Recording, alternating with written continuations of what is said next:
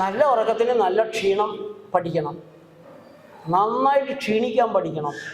ക്ഷീണത്തെ മറികടക്കാൻ ചായ കാപ്പി ചാരായമൊക്കെ കുടിച്ച് വരുമ്പോൾ ഉറക്കത്തിൻ്റെ കാര്യം തകരാറിലാകും. ഒരു സമയം, ആ സമയം കൃത്യമായിട്ട് ഉറങ്ങി ശീലിക്കണം. ഒരു 10 മണിക്കൊക്കെ, ഇപ്പോഴത്തെ ഒരു രീതി അനുസരിച്ച് ലൈറ്റൊക്കെ ഉള്ളതുകൊണ്ട് 10 മണിക്കൊക്കെ നമുക്ക് ഉറക്കം വരുമെങ്കിൽ അന്നേരം ഉറങ്ങാതെ 11 കഴിഞ്ഞാൽ പിന്നെ ഉറക്കം കിട്ടാൻ വലിയ പ്രയാസം വരും. ശരീരത്തിൻ്റെ സിർക്കാഡിയൻ ഋതവുമായിട്ട് ചേർന്നൊരു പ്രശ്നമാണ്.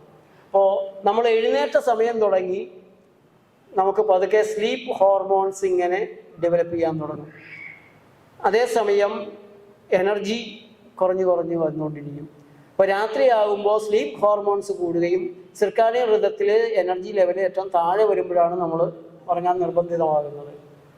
അപ്പോൾ നമ്മൾ കഴിക്കുന്ന ഉത്തേജക ഭക്ഷണ സാധനങ്ങൾ, ചായ കാപ്പി തുടങ്ങിയിട്ട് മധുരം കൂടുതൽ എന്നാൽ, അതുപോലെ ബ്ലൂ ലൈറ്റ് കൂടുതൽ കണ്ടാൽ, അതുകൊണ്ട് ഉറങ്ങാൻ ഉദ്ദേശിക്കുന്ന സമയത്തിന് 2 മണിക്കൂർ മുമ്പ് കമ്പ്യൂട്ടർ ഓഫ് ചെയ്യണം, ഫോൺ ഓഫ് ചെയ്യണം എന്നൊക്കെയാണ് പറയുക. പിന്നെ ഭക്ഷണമൊക്കെ ആയിട്ട് ബന്ധപ്പെട്ടതുകൊണ്ട്, മനസ്സുമായിട്ട് ബന്ധപ്പെട്ടതുണ്ട്, പല കാര്യങ്ങളും ഇങ്ങനെ ചുറ്റിപ്പറ്റി കിടക്കുകയാണത്. പിന്നെ റിലാക്സ് ചെയ്യുക, ശവാസനം ഏറ്റവും നല്ലതാണ്, മെഡിറ്റേഷൻ നല്ലതാണ്.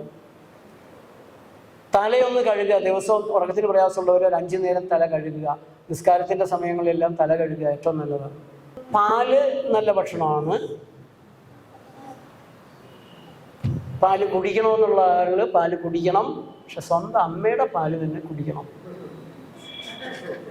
പ്രകൃതി കുഞ്ഞിന് വേണ്ടി മാത്രം ഉണ്ടാക്കുന്ന ഒരു സാധനമാണ് പാല്. 65% ആളുകളും, ഇന്ന് പാല് കുടിക്കുന്ന 65% ആളുകൾക്കും ലാക്ടോസ് ഇൻടോളറൻസ് എന്ന് പറഞ്ഞ് അസിഡിറ്റി കൂട്ടുന്ന IBD, ഇറിറ്റബിൾ ബൗൾ സിൻഡ്രോം ഉണ്ടാക്കുന്ന തരത്തിലുള്ള പ്രശ്നങ്ങളുണ്ട്. പാല് ദഹിപ്പിക്കാൻ ആവശ്യമായ ദഹനരസം പ്രായം ചെല്ലുമ്പോൾ ശരീരം കുറച്ച് കൊണ്ടുവരും, കാരണം അതിൻ്റെ ആവശ്യമില്ല. പല്ല് തന്നു കഴിഞ്ഞാൽ കുട്ടി, നിന്റെ ദഹനരസങ്ങളെല്ലാം, ദഹനേന്ദ്രിയങ്ങളെല്ലാം പ്രവർത്തനക്ഷമമായി, ഇനി നീ അമ്മയെ ബുദ്ധിമുട്ടിക്കേണ്ട, കടിച്ചു വെച്ച് കഴിച്ചോളൂ. ഇതാണ് പ്രകൃതിയുടെ സന്ദേശം. അതിനെ മറികടന്ന് മനുഷ്യൻ പലതും ചെയ്യുന്നുണ്ട്. പാല് കുടിക്കുന്നുണ്ട്, പാല് മോരാക്കുന്നുണ്ട്, തൈരാക്കുന്നുണ്ട്. പാല് മോരാകുമ്പോൾ കുറച്ചുകൂടെ പുളിക്കൽ, വയറ്റിൽ നടക്കേണ്ട ഫെർമെൻറ്റേഷൻ പ്രക്രിയ പുറത്ത് നടന്നതുകൊണ്ട് കുറച്ചുകൂടെ പാലിനേക്കാൾ ആപത്ത് കുറവാണ്.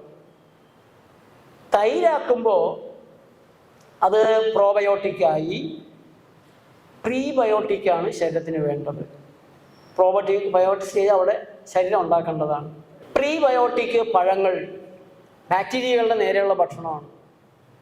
പ്രോബയോട്ടിക് ബാക്ടീരിയകൾ തന്നെ എന്ന തലത്തിലേക്ക് വരുന്നതാണ്. ബാക്ടീരിയകൾ അതിൽ കൂടുതലായി, തൈരിലായാലും മോരിലായാലും. അപ്പോൾ ബാക്ടീരിയകൾക്കുള്ള ഭക്ഷണം കൊടുക്കുക എന്നുള്ളതാണ് നമ്മൾ ചെയ്യേണ്ടത്. കംപ്ലീറ്റ് പോയി കഴിഞ്ഞ ആളുകൾ വേണമെങ്കിൽ പ്രോബയോട്ടിക് കൊടുത്ത് നേരെ കോംപ്ലിമെൻ്റ് ചെയ്ത് നമുക്ക് വേണമെങ്കിൽ ന്യായീകരിക്കാൻ പറ്റിയതാണ്. പിന്നെ സിംബയോട്ടിക് ഉണ്ട്. അപ്പോൾ പാല് ഏറ്റവും കൂടുതൽ അലർജി, കഫക്കെട്ട് ഇതുപോലുള്ള പ്രശ്നങ്ങൾ ഉണ്ടാക്കുന്നവരാണ്.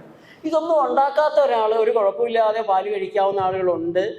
അവർ കഴിക്കുകയാണെങ്കിൽ നമുക്കതിനെക്കുറിച്ച് കൂടുതലൊന്നും പറയാനില്ല. പക്ഷെ അപ്പോഴും ശരിയായ ഒരു ആഹാരത്തിൻ്റെ കാഴ്ചപ്പാടിൽ കുഞ്ഞിൻ്റെ ആഹാരമാണ് പാല്.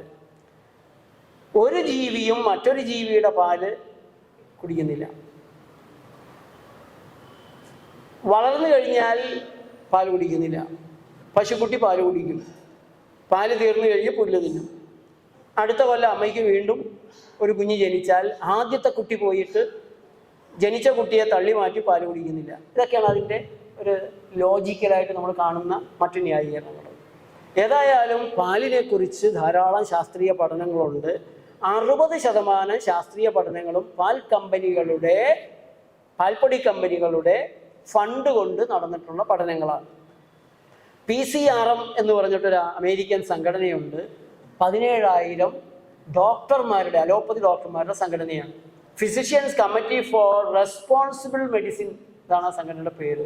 17,000 ഡോക്ടർമാരുണ്ട്. അവർ നീണ്ടു നിൽക്കുന്ന പഠനങ്ങൾ നടത്തി പാല് മനുഷ്യ ശരീരത്തിന് യോജിച്ചതല്ല, മുട്ട മനുഷ്യ ശരീരത്തിന് യോജിച്ചതല്ല. 1.5 ലക്ഷം പേരിൽ 17 കൊല്ലം നടത്തിയ പഠനമാണ്. അതേസമയം നമുക്ക് കിട്ടുന്ന ശാസ്ത്രീയ പഠനങ്ങളുടെ പേരിൽ വരുന്ന നല്ലൊരു ശതമാനം പഠനങ്ങളും 1000 പേരിൽ പഠിച്ചു, 6 മാസം പഠിച്ചു. ഞങ്ങൾ പഠിച്ചത് മുട്ടയിലെ പ്രോട്ടീൻ ആരോഗ്യത്തിന് നല്ലതാണോ. മറ്റവർ PCR പഠിച്ചപ്പോൾ മുട്ടയിലെ മഞ്ഞക്കുരു ഹൃദ്രോഗം ഉണ്ടാക്കും, പ്രോട്ടീൻ ശരീരത്തിന് ചേരുന്നതല്ല, ക്യാൻസർ ഉണ്ടാക്കും, അങ്ങനെയൊക്കെ പഠിച്ചിട്ടുണ്ട്. അപ്പോൾ ഈ PCR-നെ നമുക്ക് കുറച്ചുകൂടെ വിശ്വസിക്കാം.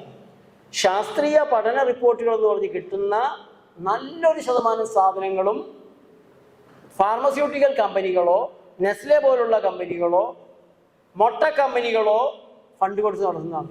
കേരളത്തിൽ ഒരു ദിവസം മുട്ട വിൽക്കുന്നത് എത്ര കോടി രൂപയ്ക്കാണെന്നറിയാവോ?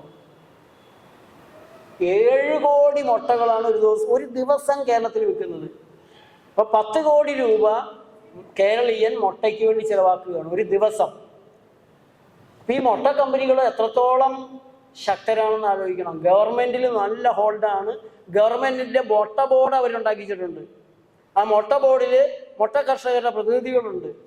പാഠപുസ്തകങ്ങൾ തയ്യാറാക്കുന്ന കമ്മിറ്റിയിൽ സർക്കാരിൻ്റെ എഗ് ബോഡിയിൽ നിന്ന് ഒരാൾ സ്വാഭാവികമായിട്ട് വരില്ലേ? അപ്പോൾ കുട്ടികൾ മുഴുവൻ പഠിക്കുന്നത് മുട്ട. സകല കുട്ടികൾക്കും സ്കൂളിൽ മുട്ട ചിലവാക്കാൻ എന്തെല്ലാം വഴികളുണ്ടോ. ലോകാരോഗ്യ സംഘടന പറയുന്നു ആഴ്ചയിൽ 2.5 മുട്ടയിൽ കൂടുതൽ കഴിക്കരുത്. ഇവിടെ ദിവസവും കുട്ടികൾക്ക് മുട്ട. സർക്കാരിനാണെങ്കിൽ പുരോഗമനമാണ്, ഭയങ്കര ആർട്ടിക്കിളുകൾ വാഴ്ത്തലുകൾ നടത്തി ജനക്ഷേമം നടത്തുകയാണ്. ഇങ്ങനെ കുറേ കാര്യങ്ങളുണ്ട്.